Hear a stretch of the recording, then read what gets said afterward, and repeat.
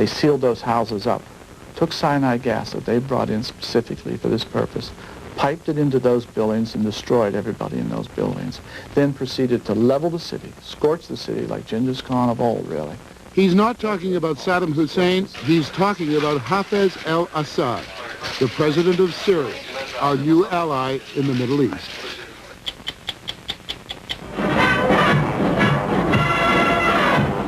For every Soviet man on parade, you can bet there's a Soviet woman standing behind him, or, more accurately, sweeping up behind him.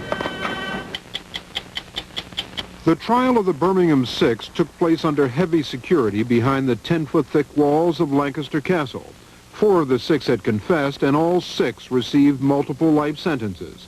But now, after 16 years in prison, there is evidence the police beat those confessions out of them. Tom Clark was a police officer on duty the night the 6 were arrested. I've never seen people scared like that in my life before. Given the treatment that you saw, do you think that those men might have confessed to something they hadn't done? This is so obvious. Yes. I'm Mike Wallace. I'm Morley Safer. I'm Harry Reasoner. I'm Ed Bradley. I'm Steve Croft. I'm Meredith Vieira. Those stories and Andy Rooney tonight on 60 Minutes.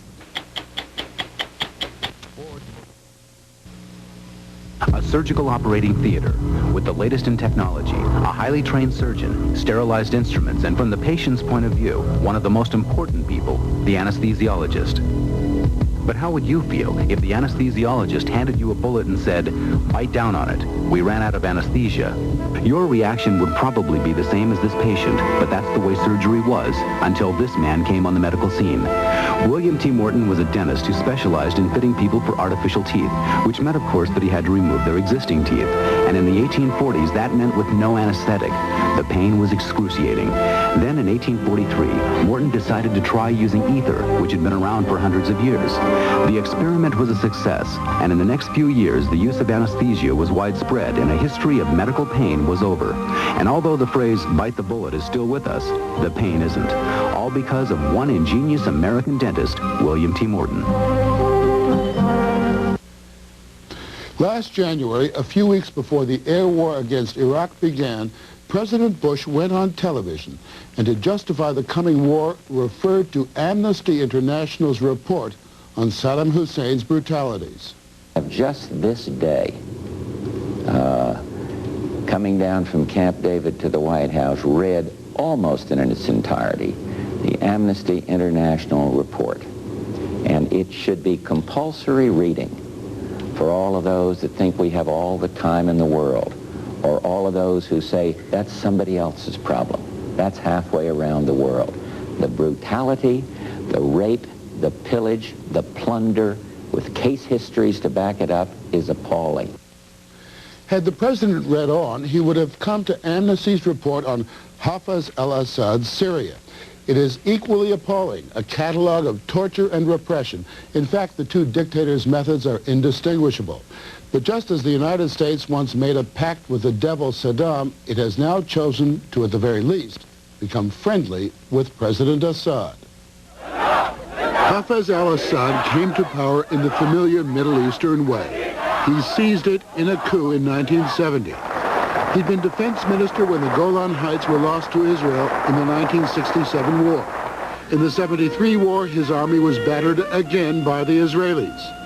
Assad is determined to get his revenge. But unlike Saddam Hussein, he is patient, reserved, and calculating.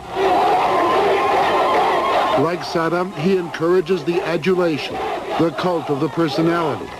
And like Saddam, he rules through fear, has no hesitation about murdering his own people by the thousands. In 1982, in the city of Hama, members of the Muslim Brotherhood rose up against Assad's secular Ba'ath Party. In retaliation, he sent in a battalion of soldiers, and then they proceeded within a very short time to destroy the city of Hama. Jack Healy is executive director of Amnesty International, which investigated the bloodbath at Hama. Where they couldn't go from house to house. They sealed those houses up, took cyanide gas that they brought in specifically for this purpose, piped it into those buildings and destroyed everybody in those buildings, then proceeded to level the city, scorch the city like Genghis Khan of old, really. What we do know is the massacre was massive, and it was above 10,000, and it could range as high as 25,000. How come he's managed to escape the kind of scrutiny, though, that Saddam Hussein was placed under?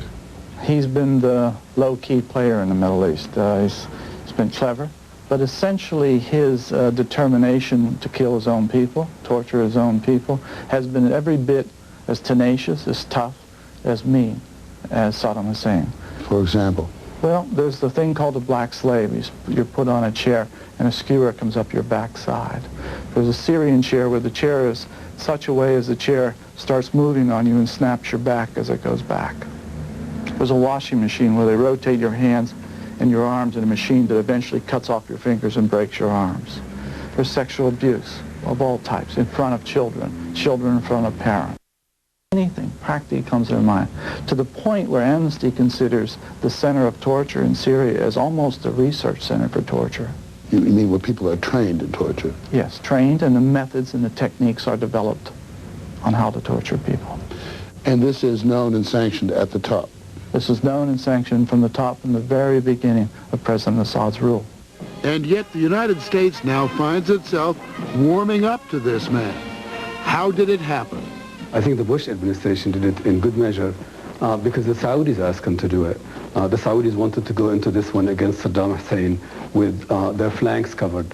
They wanted the Egyptians on one side and they wanted the Syrians on the other. Fuad Ajami, the Middle East scholar and CBS News consultant, sees Assad as an outlaw whose help we needed. My own analogy for it is we decided this is the kind of man, it's like joining the Foreign Legion.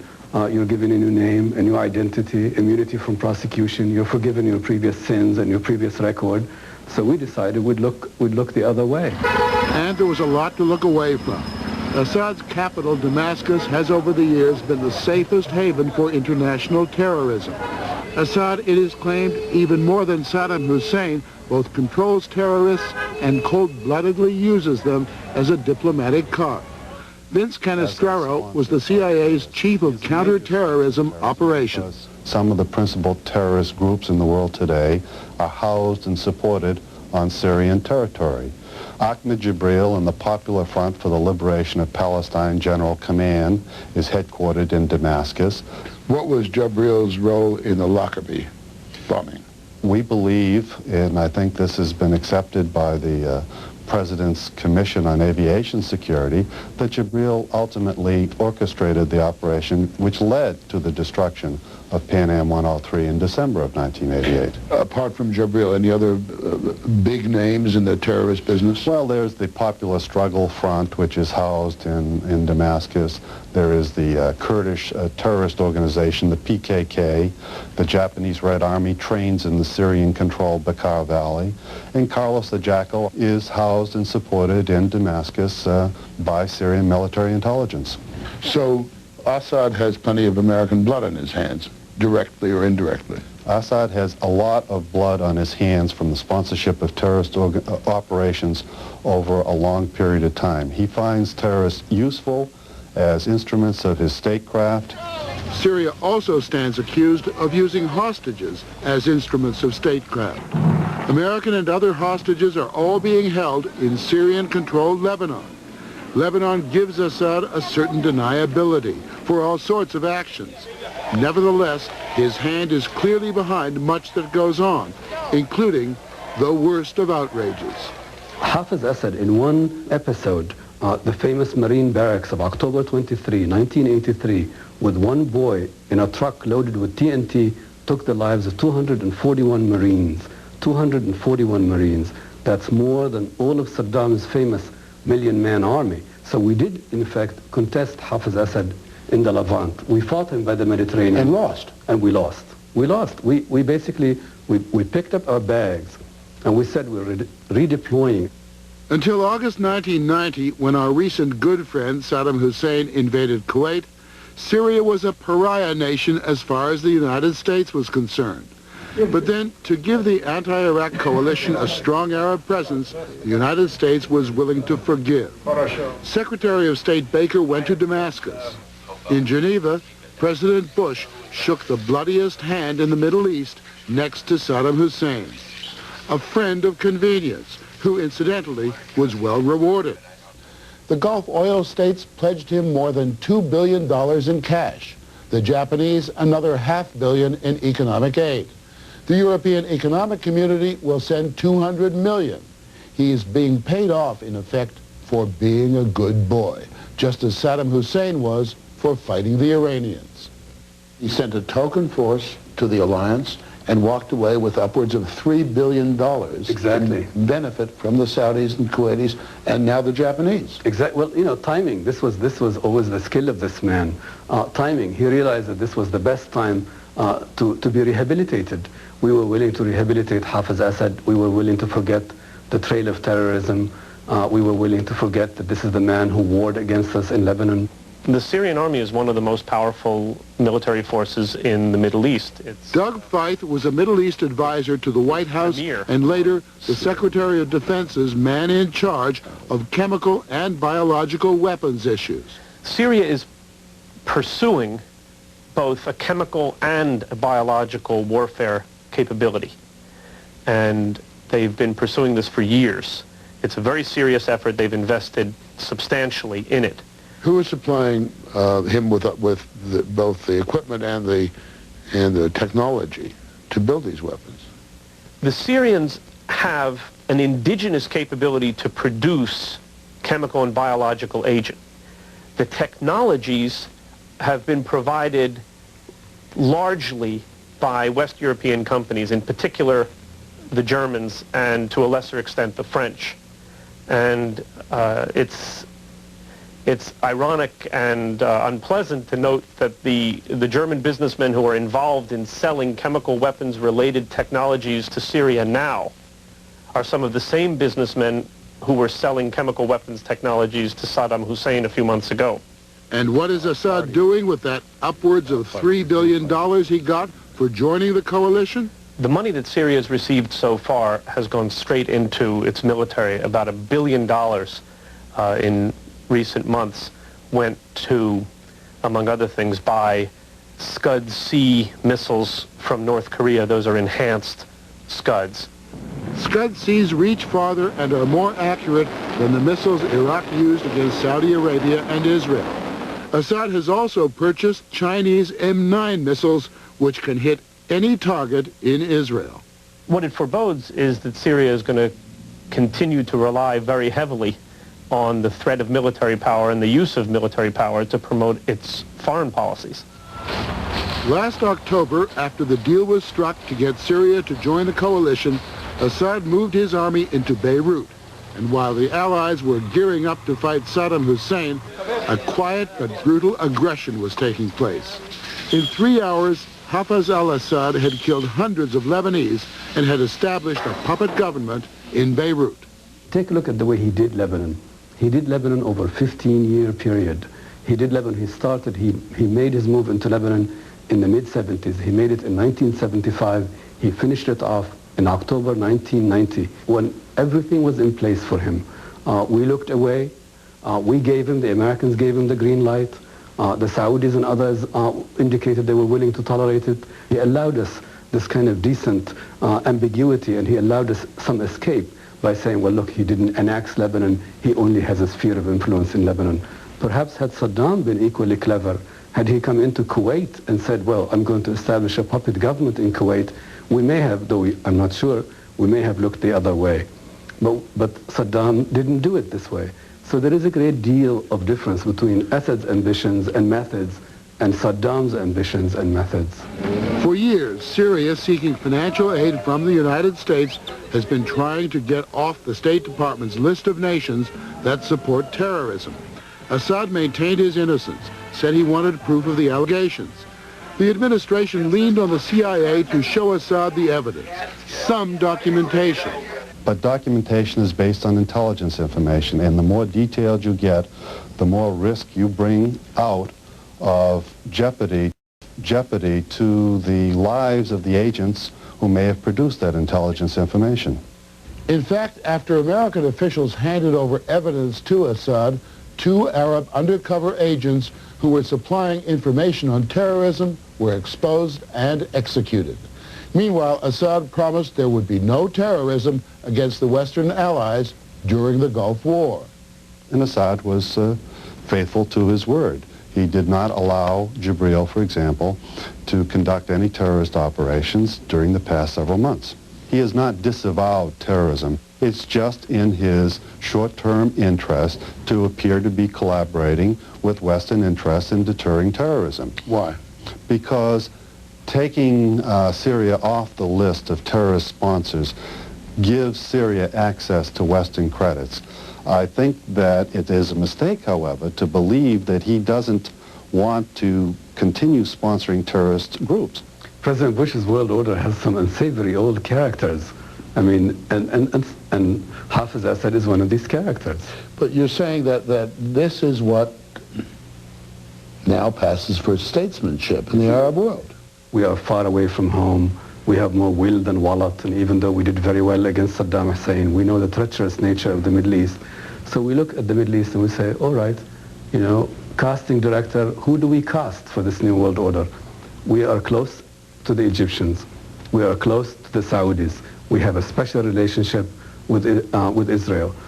Beyond this, you say, well, look, who's available? There is Hafez Assad. He's a great demolition expert. He's a very dangerous man left outside any structure of power. The State Department argument seems to be that by letting this man sup at the table, yes, we can change him. Yes. Well, that's a very American assumption. That's a very American assumption. Redemption. You think it works? No. There is the argument that if you're nice to this guy, you can change him. Didn't work with Saddam Hussein, did it? Unless President Bush puts it on the table and says, this human rights record must be changed. Like we went to the Soviet Union. We used to go to the Soviet Union, right? We used to rattle their jails, ask to see Sakharov, Sharansky, Marchenko. We used to ask to see the dissidents. Why don't we do that here? You can give them the names. We can give them the names of not only of those in jail now over the last 20 years. We can give that whole document to them one by one by one by one. And it is thousands of people tortured, killed, and disappeared. What about the moral question, which the president did raise in a very clear way in the last couple of months? Right. Well, look, the realm of foreign policy is a realm of convenient morality, someone once said. And now it's going to be back to business as usual. It will be back to business Selective morality. This is the big difference. Saddam was in a neighborhood with succulent geese. He had all the Arab oil states all around him. They were his for the plucking. Had we not thwarted him, there was no deterrent to his power. He was located right where the oil was located. Look at Hafez Assad. Look at his neighborhood. His neighborhood is Lebanon, so he takes over the ruins of Lebanon. But we can afford to be indifferent to the fate of the Lebanese. But George Bush went to war setting a very high moral tone. Right. This was not a war to protect cheap oil. Right. This was a war to stop tyranny. Right. Correct? Right. In some parts of the world. In some places, we were not committed to bear any price and fight any despot. We were committed to bear some price and fight some despots. Hence Saddam, but not Hafez Assad. One more thing about Hafez Al-Assad. According to the Drug Enforcement Administration, the Syrian army presides over one of the world's biggest hashish and heroin export operations in Lebanon's Bekaa Valley. Next week, Secretary of State Baker will visit Damascus as part of his Middle East tour. No one from either the U.S. State Department or the government of Syria would appear on this broadcast.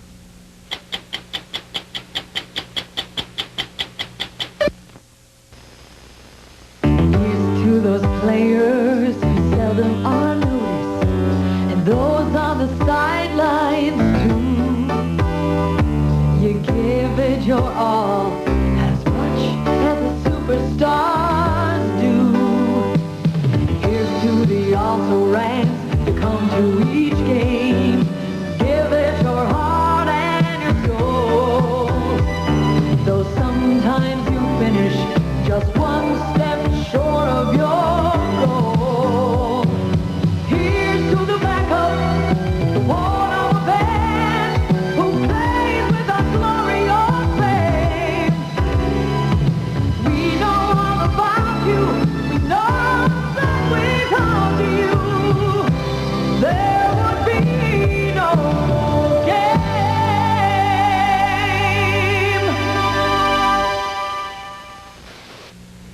If they look like heroines of the Soviet Revolution, tough, no-nonsense women who make up 53% of the Soviet workforce, that's only what you see on the surface.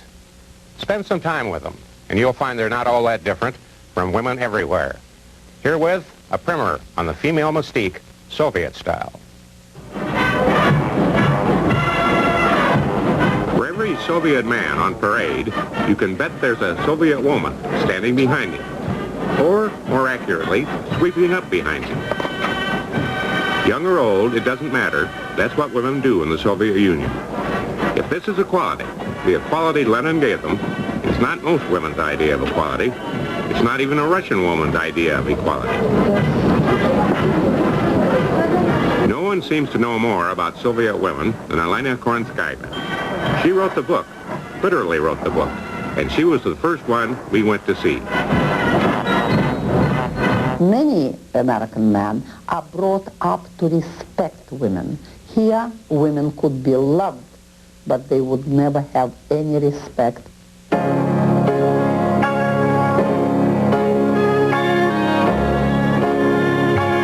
It's not easy for a woman to find happiness in Moscow these days. Truth to tell, it never was, except maybe on Saturday. That's the day most Soviet couples choose to get married. Maybe not this couple, but getting married for love is getting to be a scarce commodity.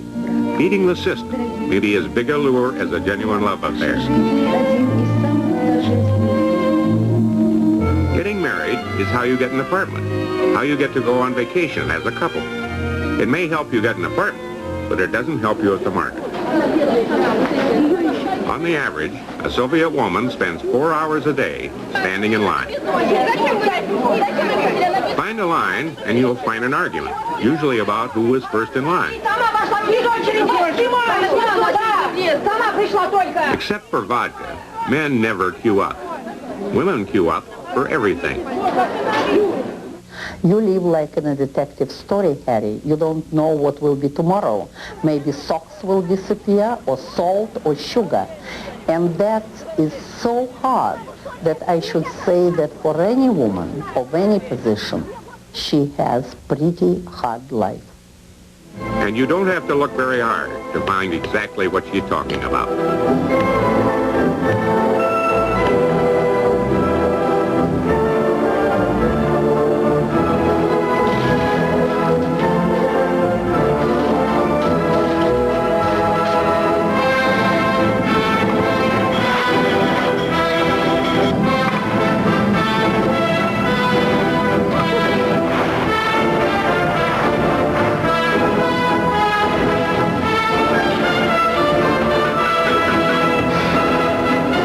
They work so hard that it's amazing that they have the time or the inclination to have babies. And when they do, motherhood, like almost everything else in the Soviet Union, is not easy. Irina Davidova almost lost her baby in a Moscow hospital. First of all, there is lack of medicine, lack of proper treatment, lack of personnel. And then the fact that most hospitals are infected, but they don't want to admit that they're infected. And usually it means that you take child home, and only at home do you realize that your child is ill. The babies are protected from the cold by layer after layer of swaddling clothes. And it isn't until you literally unwrap your baby at home that you become aware that something is wrong. If you're looking for diapers or baby care products in Moscow, for the most part, they're not available. And baby formula is so hard to come by that most women breastfeed their babies. The fear of infection is so great in Soviet maternity wards that women get to see their babies only at feeding time and their husbands only out the window. Come back home. I miss you. I bought more clothes for the baby. Everything is ready, shouts this husband to his wife, a shadow behind window 23. The room numbers are posted on the outside of the windows so that families know where to look. The hospital nurses discourage patients opening the windows, and the only contact the family is supposed to have with the new mother is through the reception desk.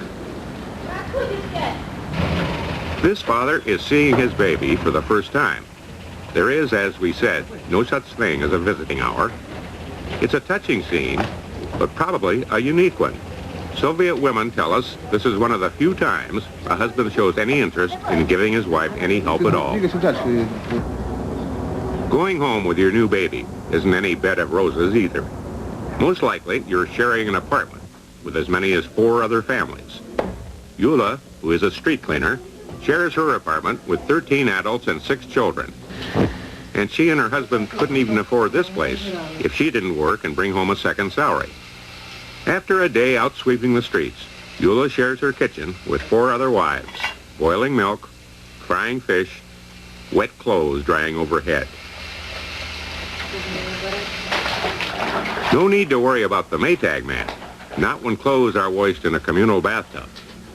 And even then, try to find detergents. After a day cleaning the streets, what a luxury it would be to clean up your apartment with a vacuum cleaner. You guessed it, they don't have one. Few, if any, families do.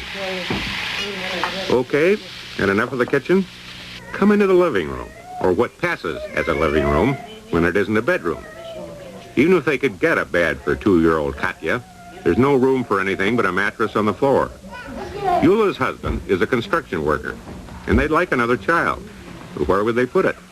They've applied for an apartment of their own, and have been told they'll probably get one in 10 years.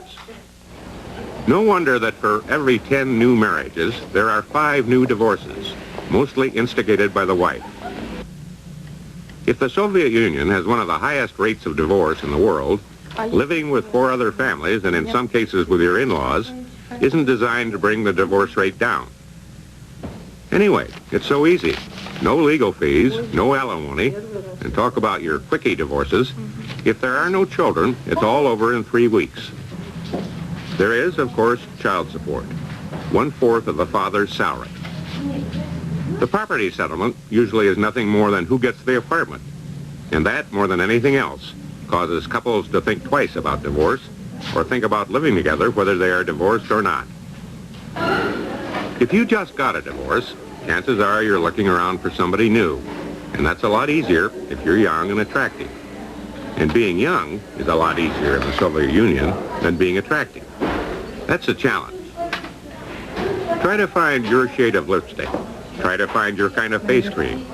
The best you can do in a beauty parlor is to get smeared with a cream that comes out of a common pot. A little bit of this, a little bit of that. Now, if you have money, there's always Estee Lauder.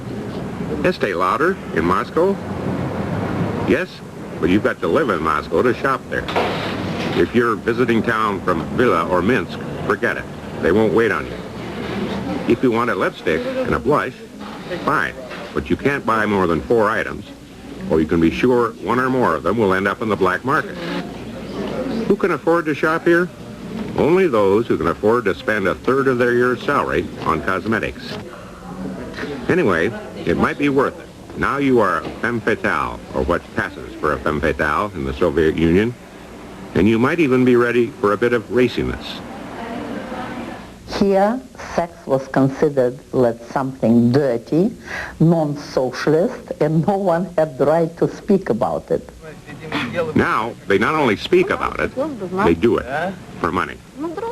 When schoolgirls were offered the topic in their composition, what they would like to be, 70% said currency prostitutes. A currency prostitute is apparently a girl who does it for currency, so it's hard to see why that makes her different. If you walk into any Soviet pharmacy, you will find no feminine hygiene products, but some contraceptives. Gynecologists for years warned Soviet women that contraception was dangerous, and today they are still afraid. At least, that's what we were told by Larissa Remenik, a medical sociologist. So this starts from the gynecologists who sort of give their own sort of information and attitudes to their patients. And many women tend to think that contraception is more dangerous for their health. The Soviet Union has the highest rate of abortion in the world. 50 million in the last 30 years. But the problem is that in most cases they use local anesthesia, And given that the chemicals they use, the preparations are not sufficient enough, it becomes a very, very painful procedure indeed. The average woman has 5 to 6 abortions in her lifetime. Some women have as many as 25. So if our women enjoy sex lives much less than they could, which is true, which is very true, this is mostly due to very poor living conditions that they have. We're not looking for ideal husbands. We're looking for warmth inside them, for warmth, a warm relationship.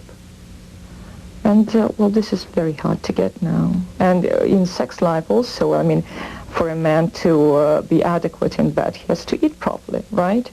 So again, it's the same vicious circle. They don't eat properly. They don't get enough meat. They don't have enough nourishment. So they can't act properly in bed.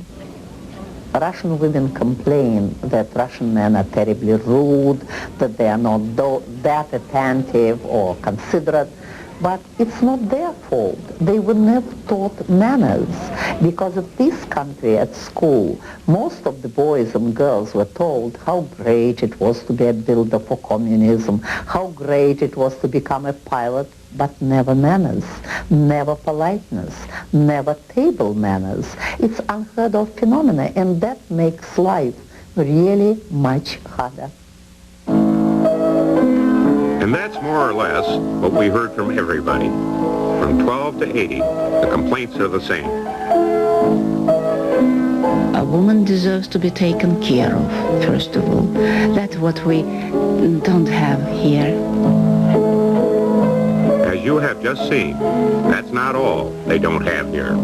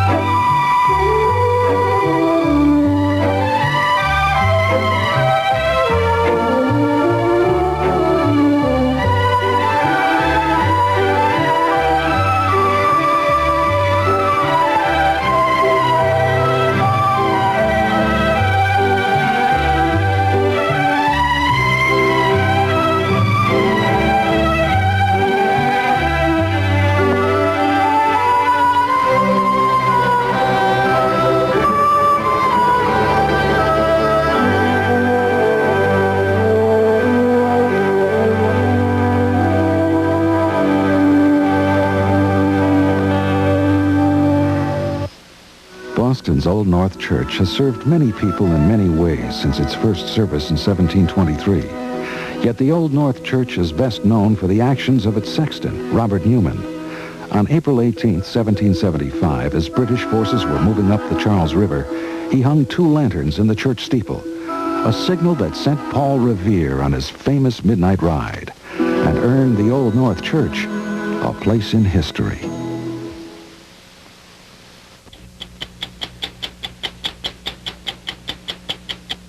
It was the worst mass murder in Great Britain. In November 1974, bombs exploded in 2 crowded pubs in the center of Birmingham. A vague warning telephoned by the IRA just 6 minutes before came too late to evacuate the building. 21 people were killed, over 160 injured. 72 hours later, the police charged these 6 Irishmen living in Birmingham with planting those bombs. But after over 16 years in British prisons, the Birmingham Six, as they've become known, still claim they are innocent, that they just happened to be in that neighborhood where the bombs exploded because they were on their way to catch a train back to Ireland to attend an IRA funeral.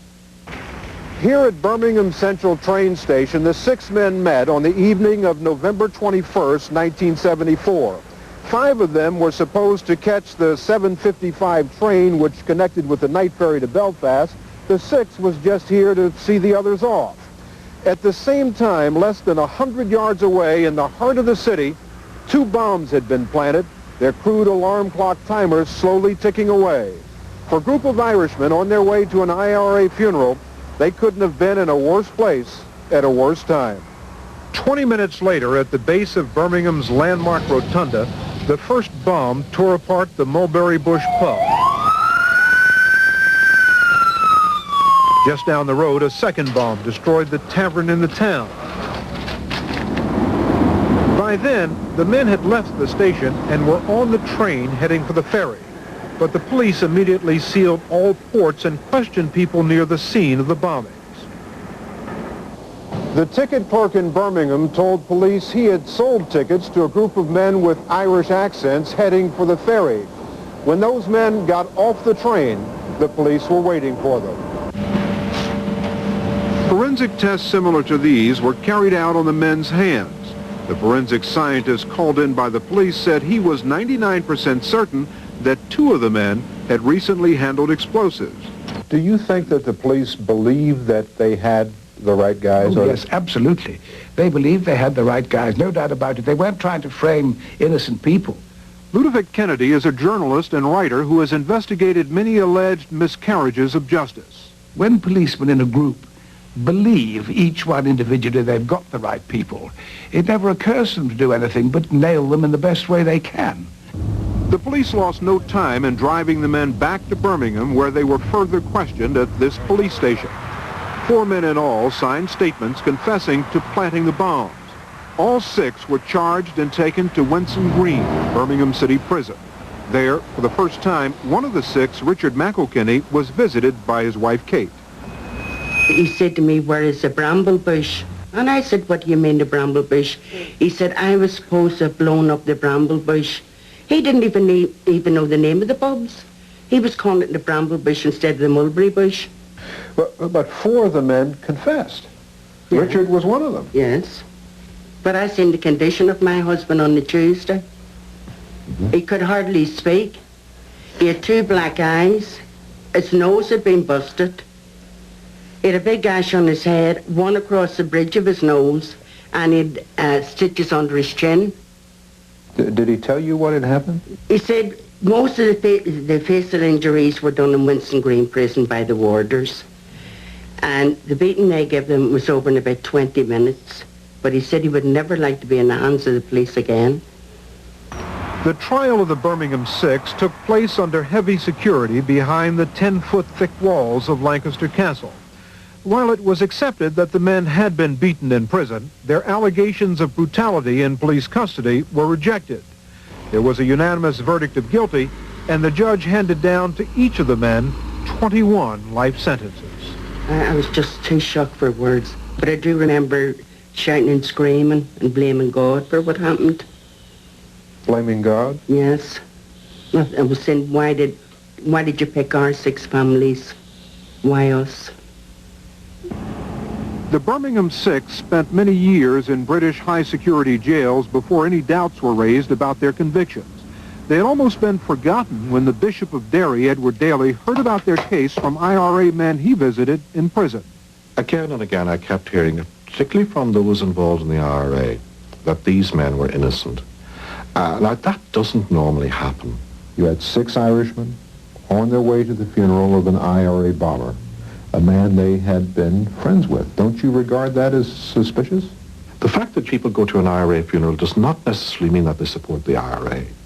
And I think if you sit down and think about it, the last thing that the IRA would do would be to plant bombs, 2 bombs in 2 pubs beside a railway station, the main railway station in Birmingham, and then get on a train from that station to Belfast, to the ferry to Belfast.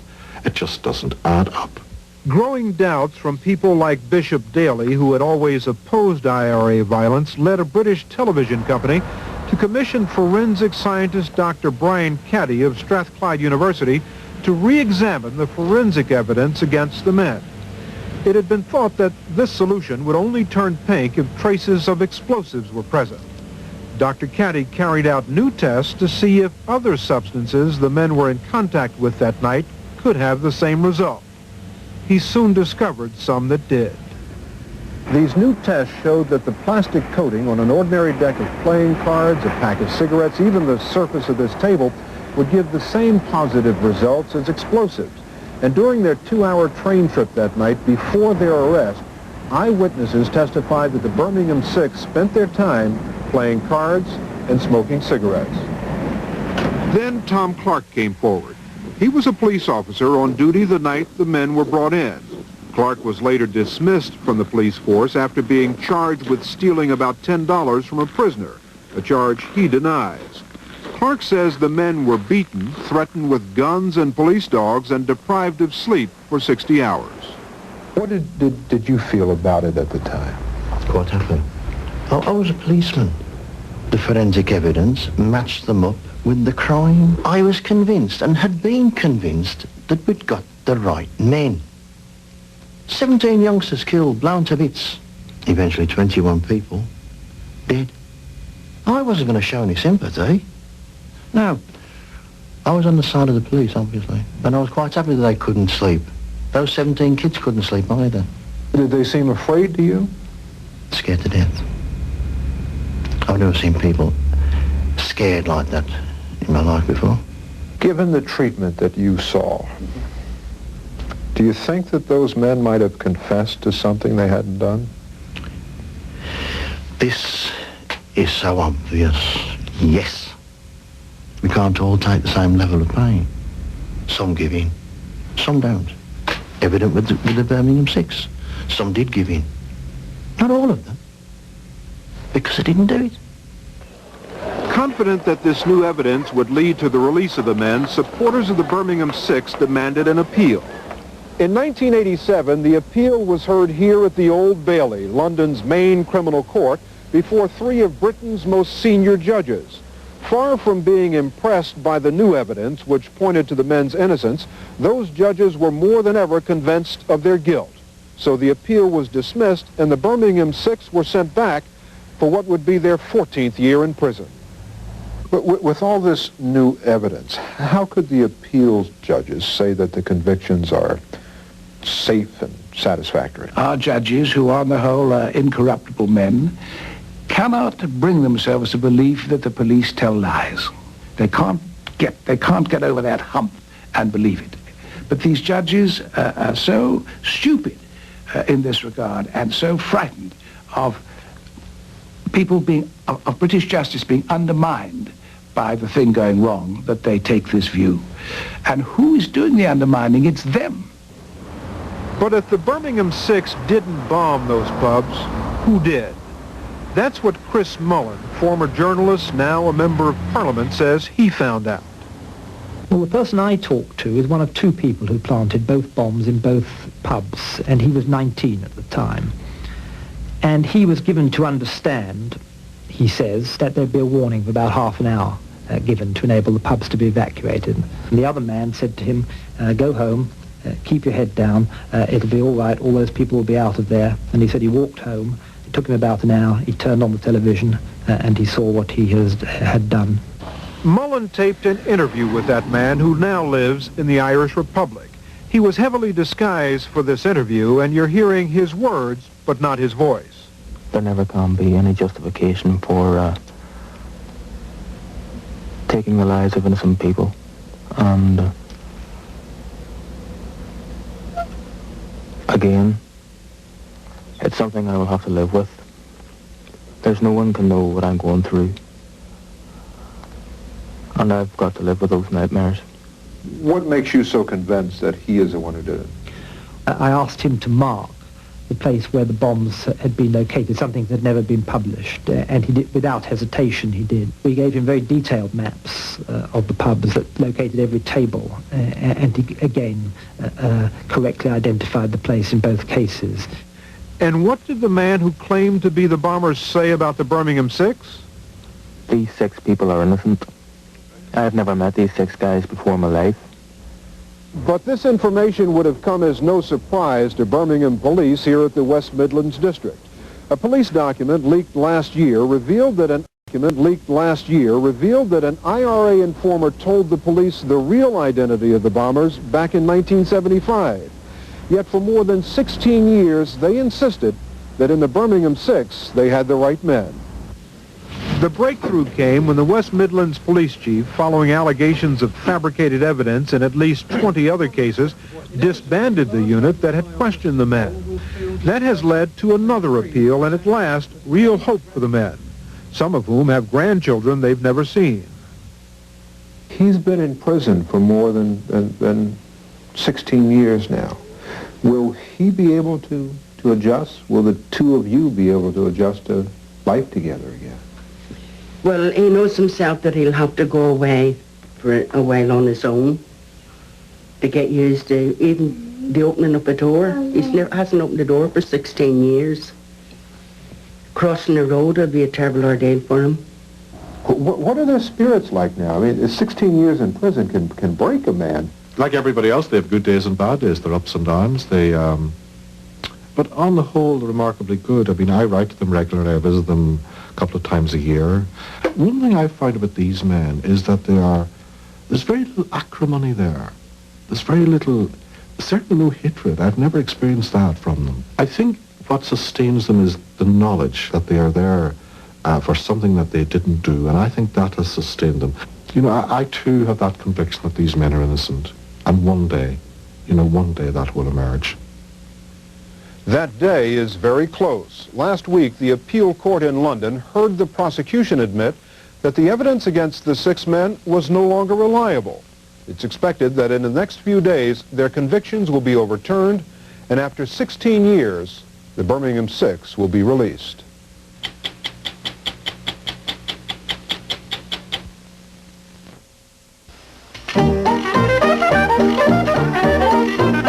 New Orleans, Louisiana.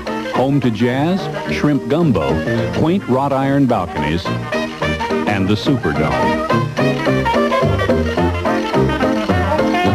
The Louisiana Superdome is a marvel of engineering skill and sheer unadulterated swagger. It covers 13 acres, rises 27 stories high, can seat 90,000 spectators, and everyone is kept cool by 9,000 tons of air conditioning. More than a football stadium with a roof, the Superdome has become versatile over the years and has proved it can accommodate almost anyone's entertainment tastes.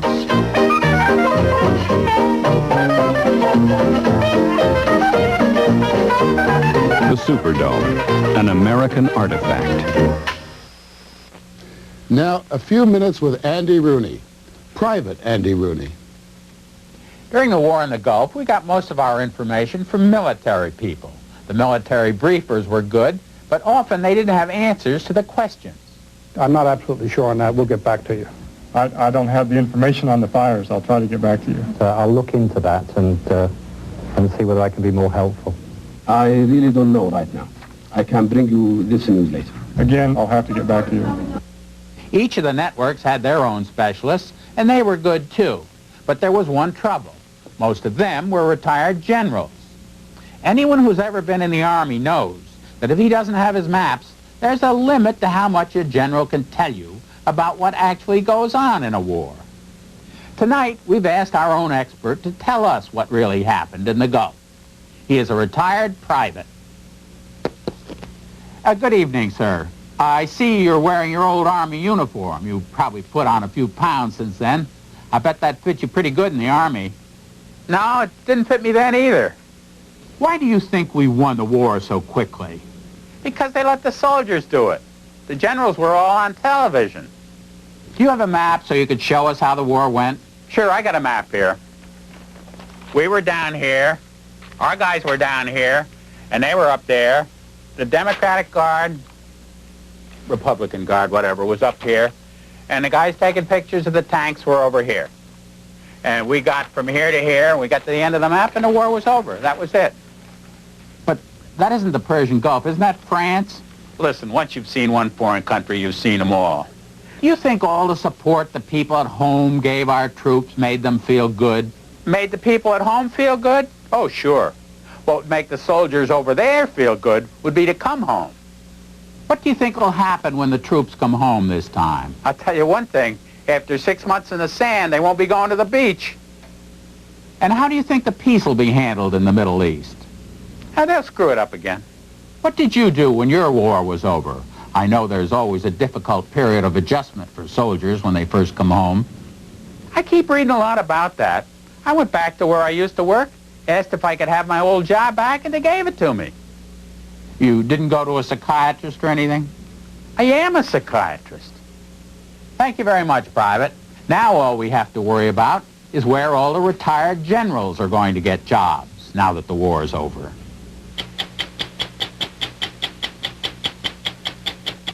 And now the mail. Following our story on Werner Erhard, we heard from a lot of his followers wanting to know why we hadn't sought their views. So, herewith a sampling. Shame on you for putting at risk a man's life and his exquisite work for the sake of smut. Were you blind to the obvious that his 3 daughters need therapy? No, can't say we were oblivious to that. Another of his followers said, whatever his behavior, it doesn't invalidate the insights he got from Erhard's teachings. And then he asked, do we invalidate Kennedy's quest to put a man on the moon because he supposedly slept with Marilyn Monroe? And there was yet another question. Even if Werner Erhard were some sort of monster, how can his personal life, good or bad, have anything to do with the value of his work? Finally, there was this. I urge you to enroll. The next forum will be held March 22nd, 23rd, 24th, and 26th. I would be happy to enroll you. Thank you. I'm Ed Bradley. We'll be back next week with another edition of 60 Minutes. Beauty is as beauty does in 1950, and it does especially well this year. The American rose is putting on new glamour. That old standby silk stockings? In 1950, a newcomer, nylon, gets a leg up on it. Elegance, poise, it's all about that certain look in 1950. The beauty business is worth billions.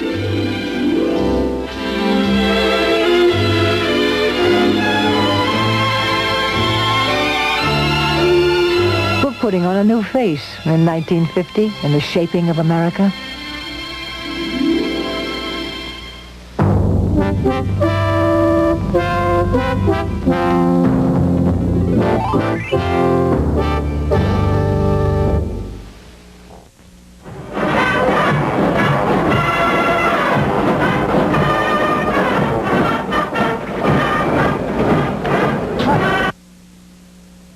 Early tomorrow morning, the action is on the ice for the Western Collegiate Hockey Championships. Catch it early tomorrow morning at 2.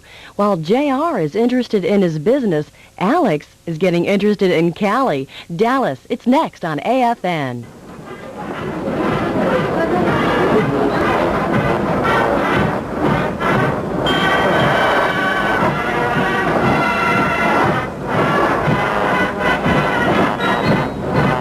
Many American men are brought up to respect women. Here, women could be loved, but they would never have any respect, even the most sophisticated ones. For a transcript of 60 Minutes, send $4 to 60 Minutes Transcripts, 267 Broadway, New York, New York, 10007. And to purchase video cassettes of tonight's stories, call 1-800-848-3256.